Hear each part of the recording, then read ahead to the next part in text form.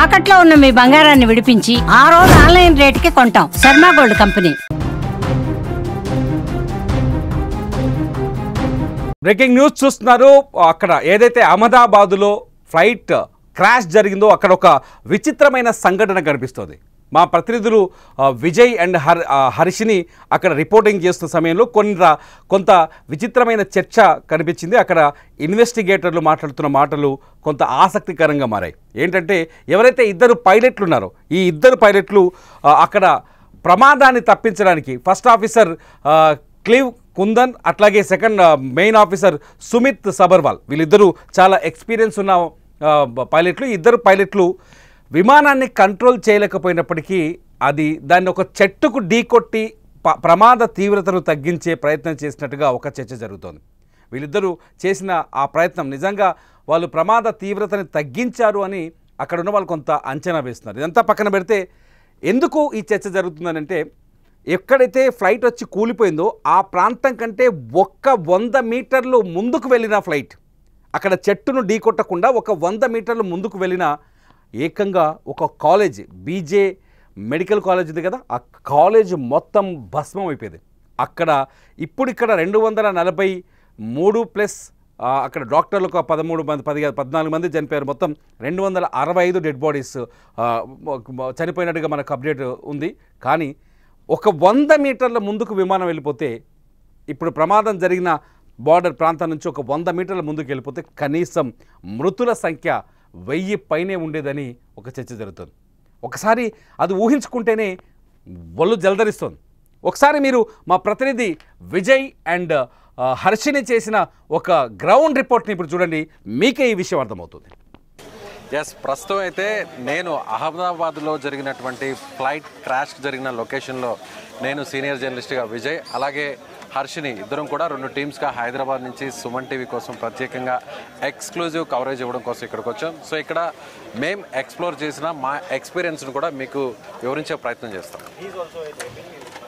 నిన్న నైట్ ఇక్కడ మేము రావడానికి జరిగింది నిన్న మధ్యాహ్నం 1 గంట అయితే మేము వచ్చేసరికి ఆల్మోస్ట్ 10:30 అయింది. 10:30 నుండి మళ్ళీ అక్కడ బ్యారికేడ్స్ పర్మిషన్స్ తీసుకొని ఘటనా స్థలానికి రావడానికి మాకు 20 మినిట్స్ పట్టింది. అదే మన సునీత విలియమ్స్ పైకి వెళ్ళినప్పుడు కూడా ఆ బోల్ట్లు అనేది లూజ్ అయ్యి అక్కడ వాళ్ళు గత 9 నెలల పాటు అక్కడ ఉండిపోవాల్సి వచ్చింది. అది కూడా ఆ స్పేస్ క్రాఫ్ట్ కూడా రిలేటెడ్ టు బోయింగ్ కంపెనీ అనమాట. సో ఇప్పుడు తరచు మనం చూసుకుంటే ఆల్మోస్ట్ 100 ఇన్సిడెంట్స్ దాకా నమోదై ఉన్నాయి. ఇక్కడ బోయింగ్ దట్టు మనకి ఇంటర్నేషనల్ క్యారియర్ అనగానే తీవ్రత అర్థమైంది. అందుకోసం హుటాహుటిన ఇక్కడికి రావడం జరిగింది. ఇక్కడికి వచ్చేసరికి కూడా మంటలు ఆర్పుతూ ఉన్న సందర్భం అనమాట. మధ్యాహ్నం నుండి మంటలు ఆర్పుతూ ఉన్న ఆగని సందర్భం అది. అప్పటికీ క్యాజువాలిటీస్ నమోదు అవుతూనే ఉన్నాయి, అప్పటికి తీస్తూనే ఉన్నారు. కొన్ని హృదయ విదారకమైన దృశ్యాలు కూడా చూడాల్సి వచ్చింది. అంటే ఎప్పుడు ఎక్కడా జరగకూడని సిచ్యువేషన్ ఇది. ఇలాంటి ఘటన ఎక్కడా జరగకూడదు. మేము వచ్చేసరికి ఇక్కడ మేము వస్తున్నప్పుడు దారిలో ఆల్మోస్ట్ తల తెగి పడిపోయిన, అంటే అది ఫ్లైట్ ఎంత స్లోగా వెళ్ళినా కొన్ని వందల మైళ్ళ దూరంలోనే ఉంటుంది. సగం పార్ట్ మనకి టెయిల్ పార్ట్ అయితే మెస్ని హిట్ చేసిన తర్వాత ముందర పార్ట్ సగం పార్ట్ అదే వేగంతో ముందున్న బిల్డింగ్స్ మీద పడి అక్కడే కాక్పిట్ అయితే ఎక్కడైతే పైలట్స్ కూర్చుంటారో అక్కడ ఇరుక్కుపోవడం జరిగింది. నేను వచ్చేసరికి ఆల్మోస్ట్ ఇంకా మంటలు చెలరేగుతూనే ఉన్నాయి, ఆర్పుతూ ఉన్నారు. నేను వచ్చిన టైంకి కరెక్ట్గా ఎయిర్ ఇండియా సభ్యులు కూడా కొంతమంది రావడం జరిగింది. వాళ్ళని తీసుకొని సంఘటన స్థలానికి వెళ్ళారు. అప్పటికి వాళ్ళందరూ వెతుకుతూ ఉన్నది ఏంటి అంటే బ్లాక్ బాక్స్ గురించి. బ్లాక్ బాక్స్ నేను వచ్చిన 1 గంట తర్వాత వాళ్ళు రికవర్ చేసుకోవడం జరిగింది. ఇంకా కీలకమైన సాక్ష్యాలు అవన్నీ కూడా వాళ్ళు సేకరిస్తూ ఉన్నారనమాట. ఎయిర్ ఇండియా టీము అలాగే government and police department team. So మీరు చెప్తున్నట్టుగా అంటే హర్షిని ఇక్కడికి వచ్చే సమయానికి మొత్తం పరిస్థితి అంతా కూడా భయంకరంగా ఉంది. వైపు మంటలాడుతున్నారు, క్యాజువాలిటీస్ని నేరుగా హాస్పిటల్కి తీసుకెళ్తున్నారు. సో నాకు ఇన్ఫర్మేషన్ వచ్చిన తర్వాత నేను ఢిల్లీలో ఉండడం జరిగింది. ఇవాళ మార్నింగ్ వచ్చాను. అయితే మార్నింగ్ ఇక్కడికి వచ్చాక అందరూ కూడా అసలు యాక్సిడెంట్ ఎలా జరిగింది, యాక్సిడెంట్ జరగడానికి మెయిన్ రీజన్ ఏంటి, ఏదైనా కూడా అందరూ ఏమంటున్నారంటే మేము నిల్చున్నటువంటి ఈ ప్లేస్కి ఇక్కడ మీకు వెనక కనిపిస్తున్నాయి కదా ఈ బిల్డింగ్స్, దాదాపుగా 10 బిల్డింగ్స్ ఉన్నాయి. ఈ 10 బిల్డింగ్స్కి వెనక కొంత దూరంలో ఎక్కడైతే ఇప్పుడు మీరు చూస్తున్నటువంటి విజువల్లో టైల్ పార్ట్ ఉందో ఆ టైల్ పార్ట్ ఆ వెనకున్నటువంటి ఒక చెట్టును ఢీకొట్టడం జరిగింది.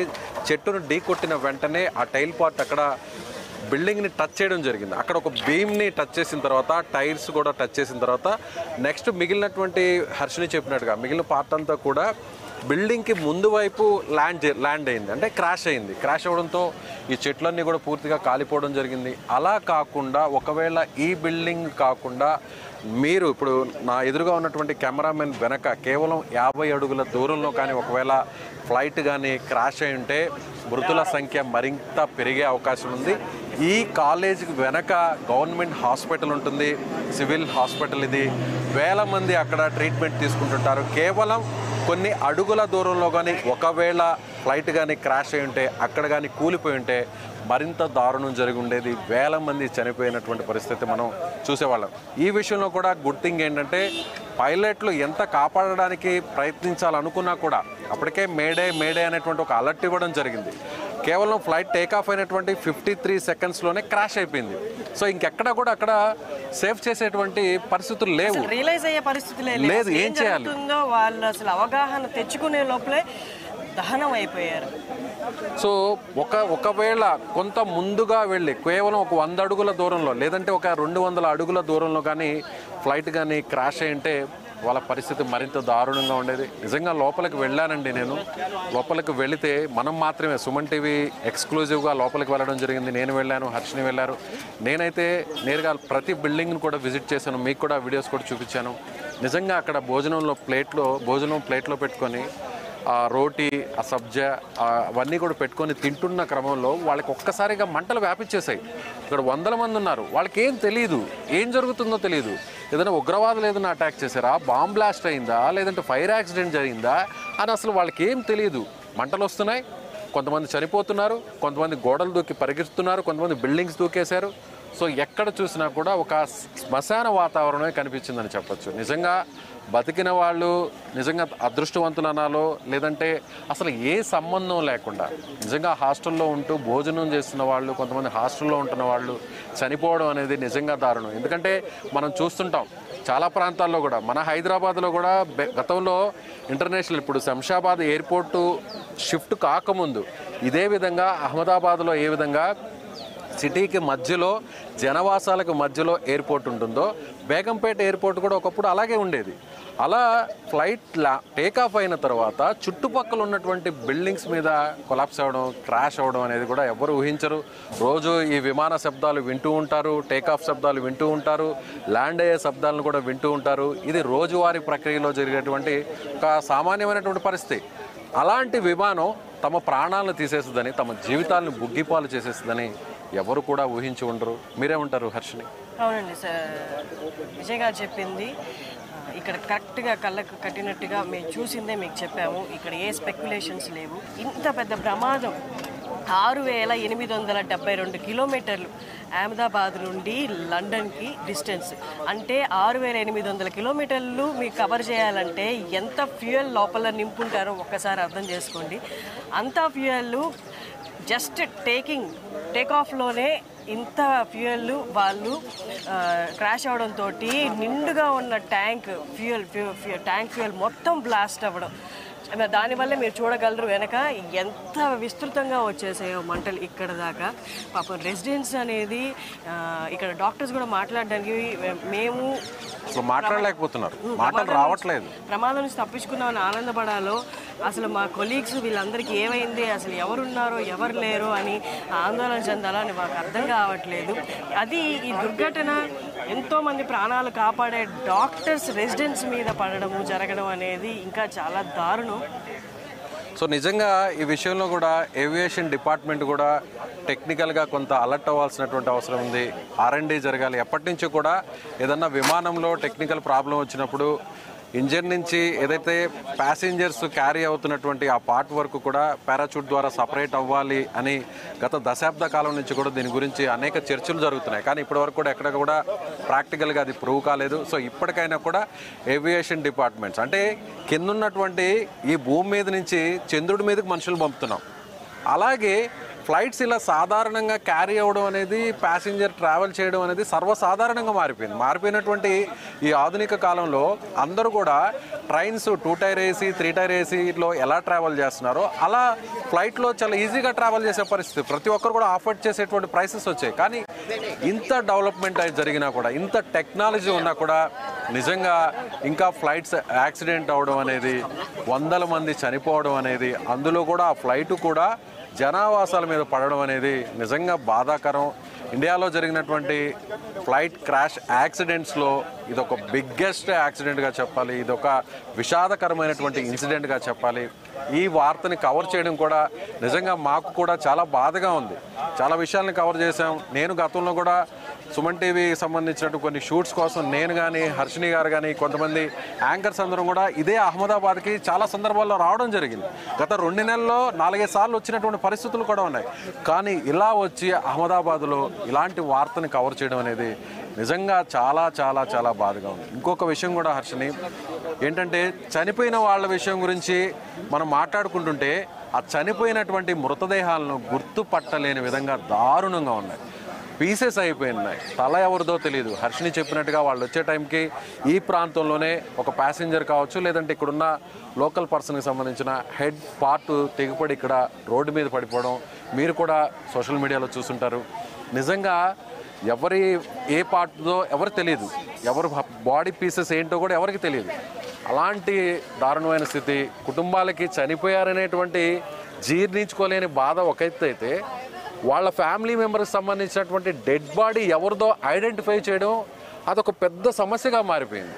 ఎంత డిఎన్ఏ టెస్టులు జరిగినా కూడా, గతంలో కూడా ఎన్నో యాక్సిడెంట్స్ జరిగాయి, ఇలాగే ఫ్లైట్ యాక్సిడెంట్స్ జరిగాయి, అలాగే ట్రైన్ యాక్సిడెంట్స్ జరిగాయి. కానీ ఎక్కడా కూడా దాదాపు 100 మంది చనిపోయిన సందర్భంలో కనీసం 30 నుంచి 40 మంది డెడ్ బాడీస్ గుర్తుపట్టలేని విధంగా గతంలో జరిగినటువంటి పరిస్థితులు ఉన్నాయి. సో అదృష్టవశాత్తు అనుకోవచ్చు, లేదంటే గుడ్ లక్గా అందరి డెడ్ బాడీస్ అన్నింటినీ కూడా ఐడెంటిఫై చేయాలి, వాళ్ళ ఫ్యామిలీ మెంబర్స్కి ఇవ్వాలని మనం కూడా మనస్ఫూర్తిగా కోరుకుంటాం. మీరేమంటారు హర్ష? నార్మల్గా అందరూ అనుకుంటారు ఏదైనా బిల్డింగ్ మీద పడితే ఆ బిల్డింగే కదా మనకి ఆ తీవ్రతని ఫేస్ చేస్తుంది అని. కానీ మనకి బోయింగ్ అనేది పెద్ద ఫ్లైట్, 242 మందిని క్యారీ చేస్తున్న ఫ్లైట్. అది 187 ఫీట్ ఉంటుంది, 187 ఫీట్ ఉంటుంది. అందుకోసమే మనకి ఇంత భారీ ఎత్తున నష్టం కనిపిస్తూ ఉంది. ఏ ప్రోగ్రామ్ హోస్ట్ అయినా, ఏ యాంకర్ అయినా బాగా వర్క్ చేయాలనుకుంటారు. కానీ ఇక్కడ మేము ఎంత చెప్పాలన్నా రోదనలే ఉన్నాయి మా చుట్టుపక్కల. ఎంత చెప్తూ ఉన్నా అవి చూస్తూ అసలు ఇలాంటి పరిస్థితి ఎందుకు వచ్చిందా అని క్షణక్షణం లోపల అనుకుంటూ కవర్ చేయాల్సి వచ్చింది. ఇదంతా మీ అందరికీ అవేర్నెస్ క్రియేట్ చేయడానికి, ఇక్కడ పరిస్థితి ఏంటి అని తెలపడానికి మేము ఇంత కష్టం తీసుకొని ఇక్కడికి వచ్చింది.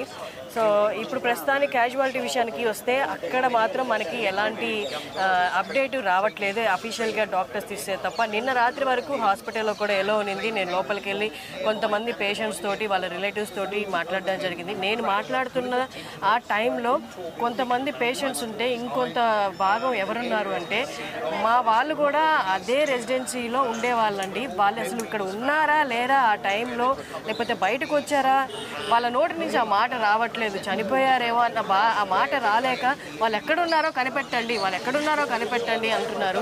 మొత్తం కాలిపోయి ఉన్నాయండి. ఆ పక్కనే ఎవరైతే పెట్స్ని పెంచుకుంటూ ఉన్నారో ఆ పెట్స్ని ఆ 30 సెకండ్స్లో వాళ్ళ ప్రాణాలకి అసలు ఏమవుతుందో తెలియదు. వాళ్ళు అసలు అవగాహన రియలైజేషన్లోకి వచ్చే లోపలే వాళ్ళ ప్రాణాలే పోయాయి. ఇంకా ఆ చిన్న ప్రాణాలను వాళ్ళేం కాపాడుతారు. అవి అలాగే కట్టేసి ఉన్నాయి, అలాగే అక్కడే బూడిదైపోయి అలా స్తబ్దుగా నిల్చున్నాయి అన్నమాట. వాటి శవాలు కూడా అక్కడే ఉన్నాయి. లోపల ఇంకా సామాన్లు తీస్తూనే ఉన్నారు. అది ఫ్లైట్లో ఉన్న సామాన్లు, అలాగే ముక్కలు అయిపోయిన అపార్ట్మెంట్ గ్లాసులు, ఫర్నిచర్ అలా అన్ని కాలిపోయి అతుక్కుపోయి ఉన్నాయండి. వాళ్ళకి ఏం తీసుకెళ్లాలో కూడా తెలియట్లేదు. కానీ అసలు వాళ్ళు తిరిగి మళ్ళీ ఇక్కడికి రాగలరా, ఉండగలరా అనేది పెద్ద ప్రశ్న. ఖచ్చితంగా ఉండలేరు. ఇవన్నీ హాంట్ చేస్తూ ఉంటాయి వాళ్ళని.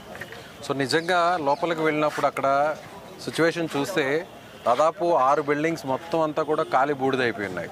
అందులో కొన్ని జంతువులు, ముఖ్యంగా నేను చూశాను, నా మొబైల్తో నేను షూట్ చేశాను. ఒక పావురం అయితే అలా పూర్తిగా కాలిపోయింది, కన్ను మాత్రమే కనిపిస్తుంది. నేను చనిపోయిందేమో అని ఆ పావురాన్ని క్లోజ్గా నేను మొబైల్ తీసుకెళ్తే అది ఒక్కసారిగా ఏదో ఒక వస్తువు దగ్గరకు వచ్చిందని అప్పటి వరకు బూడిదగా మారిపోయినటువంటి ఆ పావురం అప్పుడు రెక్కలు విరుచుకొని ఎగురుతూ బయటికి కొంత దూరం వరకు వెళ్ళగలిగింది. బహుశా అది కొన్ని క్షణాలు మాత్రమే బతుకుతుంది అనుకుంటా, చనిపోతుంది. చెప్పడం కూడా చాలా బాధగా ఉంది. మరికొన్ని పావురాలు అయితే కాలిపోయినటువంటి ఆ చెట్ల కొమ్మల మీద తమ గూడు కోసం ఎదురు చూస్తున్నాయి, తమ పిల్లల కోసం ఎదురు చూస్తున్నాయి. ఆ గూడులో గుడ్లు పెట్టుంటాయి కొన్ని పావురాళ్ళు. చాలా బిల్డింగ్స్ మీద మనం చూస్తుంటాం, పెద్ద పెద్ద బిల్డింగ్స్ మీద పావురాలన్నీ కూడా గూళ్ళు కట్టుకుంటుంటాయి, అక్కడే తమ గుడ్లు పెట్టి పిల్లలు కూడా పొదుగుతుంటాయి. అలా కొన్ని వందల పావురాలు ఈ బిల్డింగ్స్ మీద ఉన్నాయి. అవన్నీ కూడా కాలి బూడిదైపోయాయి. లోపలికి వెళితే ఆ మెస్లో భోజనం చేసేటువంటి ఆ ప్లేస్ దగ్గర ఒక కుక్క అలాగే ఉంది, ఒక శునకం. తన యజమాని వస్తాడు, అది అమ్మాయి కావచ్చు అబ్బాయి కావచ్చు ఎవరో తెలియదు, తను ఎంతో ఇష్టంగా వాళ్ళు పెంచి విశ్వాసంగా చూసుకుంటున్నారు. ఆ కుక్క దాని లాయల్టీ ఎలా ఉందంటే, నా యజమాని వస్తాడు, ఇక్కడికి వస్తాడు, తను కంచంలో తింటున్నటువంటి భోజనంలో ఒక ముద్ద నాకు పెడతాడు, ఒక రొట్టె ముక్క నాకు తీసి పెడుతుంది అని ఆశగా ఎదురు చూస్తున్నటువంటి ఆ దృశ్యాలు నిజంగా చాలా చాలా చాలా చాలా బాధ కలిగించాయండి. నిజంగా ఓవైపు టెక్నీషియన్స్ వస్తున్నారు, ఓవైపు ఎవరైతే R&D డిపార్ట్మెంట్స్ వస్తున్నారు, ఫోరెన్సిక్ వాళ్ళు వస్తున్నారు, ఏవియేషన్ డిపార్ట్మెంట్స్ వాళ్ళు వస్తున్నారు, రెస్క్యూ టీమ్స్ వస్తున్నాయి, ఎవరి పనులు వాళ్ళు చేసుకుంటున్నారు, శబ్దాలు వస్తున్నాయి, బిల్డింగ్ మొత్తం కూలిపోయింది. కానీ ఆ కుక్క మాత్రం అలాగే టేబుల్ కింద చూస్తూ ఏ కదలిక వచ్చినా తన యజమాని వస్తున్నాడేమో అంటూ అటువైపు చూడడం నిజంగా చాలా బాధ కలిగించింది. అంటే నిజంగా ఇలాంటి ప్రమాదాలు జరిగినప్పుడు ఎంత దారుణమైనటువంటి పరిస్థితులు ఉంటాయో మనసును అలా పిండేసేటువంటి దృశ్యాలు లోపల కనిపిస్తున్నాయని మీకు చెప్పడం కోసమే ఇంత డీటెయిల్డ్గా మేము చెప్పే ప్రయత్నం చేస్తున్నాం. దారుణమైన విషయము, చూసిన వెంటనే కడుపు తరుక్కుపోయే విషయము. చిన్నపిల్లల ఆట వస్తువులు, వాళ్ళ చేతి బ్రేస్లెట్స్, పట్టీలు ఉన్నాయి. అంటే మీరు దాన్ని బట్టి అర్థం చేసుకోవచ్చు వాళ్ళు ఎలాంటి పరిస్థితుల్లో చనిపోయి ఉంటారు అనేది. పిల్లల చిల్డ్రన్ బాడీని అయితే అక్కడ లేదు, తరలించేశారు. కానీ వాళ్ళకి సంబంధించిన ఆట వస్తువులు అవన్నీ అక్కడ చూస్తూ ఉంటే అమ్మాయి అసలు భరించలేము. అసలు అది ఎంత వేదన, ఎంత బాధ. చిన్న దెబ్బ తగిలితే తట్టుకోలేరే, కేవమని ఏడుస్తారే. అలాంటి పిల్లలు మన విజువల్స్లో చూడొచ్చు. ఒక హోల్ ఫ్యామిలీ, 5 మెంబర్స్ ఉన్నారు ఫ్యామిలీ, అందరూ ఇంతున్నారు, 3 పిల్లలు. ఫస్ట్ టైం వెళ్తున్నారంట లండన్కి, అక్కడ సెటిల్ అయిపోవడానికి. వాళ్ళకి ఏం తెలుసు, ఏమి తెలియకుండానే ప్రాణాలు కోల్పోవడం జరిగింది. అమ్మున్నారు నారున్నారు అని ధైర్యం కూడా లేదు. వాళ్ళేం చేయగలరు? మంటలు వ్యాపించేశాక ఎవరు ఏమీ చేయలేరు. అలాంటి పరిస్థితి. సో ఇంకొక విషయం కూడా చెప్పాలండి. జనరల్గా చిన్నపిల్లలు కానీ పెద్దవాళ్ళు కానీ అలా విమానం సౌండ్ వస్తూ పైన వెళ్తుంటే అది ఎంత వయసు వాళ్ళైనా సరే, ఏ హోదాలో ఉన్న వాళ్ళైనా సరే అలా ఆశగా ఒక్కసారిగా ఆశ్చర్యంగా ఆ విమానం వైపు చూస్తుంటారు. అలా ప్రతిరోజు అలా చూసే పిల్లలు ఆ విమానం వల్లే తమ ప్రాణాలు పోతాయని, తమ కుటుంబాలని కోల్పోతారని ఎవరు కూడా జీవితంలో ఎవ్వరు ఊహించరు. అలాంటి దారుణమైనటువంటి భయానక పరిస్థితి ఇక్కడ రావడం అనేది చాలా చాలా చాలా దారుణం అనే చెప్పాలి. అన్ని కమ్యూటేషన్స్లో సేఫెస్ట్ కమ్యూటేషన్ అనేది ఈ ట్రావెల్ అనేది ఏరోప్లేన్ ద్వారానే అంటారు. ఎందుకంటే దాని ఫెయిల్యూర్ రేషియో 0.01% అంటారు. లేదా అది కూడా కాదంటే 1% అంటారు. 99% మీరు సురక్షితంగా మీ గమ్యానికి చేరుతారని అష్యూరెన్స్ ఉందన్నమాట ఫ్లైట్లో. అది మనం బస్సు, రోడ్వేస్ ట్రావెల్స్ లేదా రైల్వే ట్రావెల్స్ తీసుకుంటే మనం తరచూ అవి ప్రమాదాలకు గురవడం చూస్తూనే ఉంటాం. చాలామందికి భరోసా ఉంది ఈ జర్నీ మీద. అలాగే ఏరోప్లేన్ అంటే సార్ చెప్పినట్టు, విజయ్ గారు చెప్పినట్టు అందరికీ ఒక ఆనందం, హ్యాపీనెస్ అనమాట. ఫ్లై చేయడం అనేది అందరికీ జీవితంలో ఒక్కసారైనా ఫ్లైట్ ఎక్కాలని ఉంటుంది, ఒక ఆనందంతో కూడింది ఇది. సో అందుకోసమే ఏమో ఇంత ఆందోళన, ఇంకొకసారి ఫ్లైట్ ఎక్కగలమా, అందరికీ ఫ్లైట్ మీద మన సాంకేతిక లోపం అయితే లేకపోతే కరెక్ట్గా అన్నీ పర్ఫెక్ట్గా ఉన్నాయని చెక్ చేసుకోకపోవడం ఒక కారణం అయితే అక్కడ మనకి కనిపిస్తుంది. ఆల్రెడీ రిలీజ్ చేశారు గవర్నమెంట్. రీజన్ ఏంటి అనేది అక్కడ ఫ్యూయల్ కంజక్షన్ అయితే జరిగిందని చెప్తున్నారు. దానికి రీజన్స్ కూడా మనకి ఇంకా తెలియాల్సి ఉంది.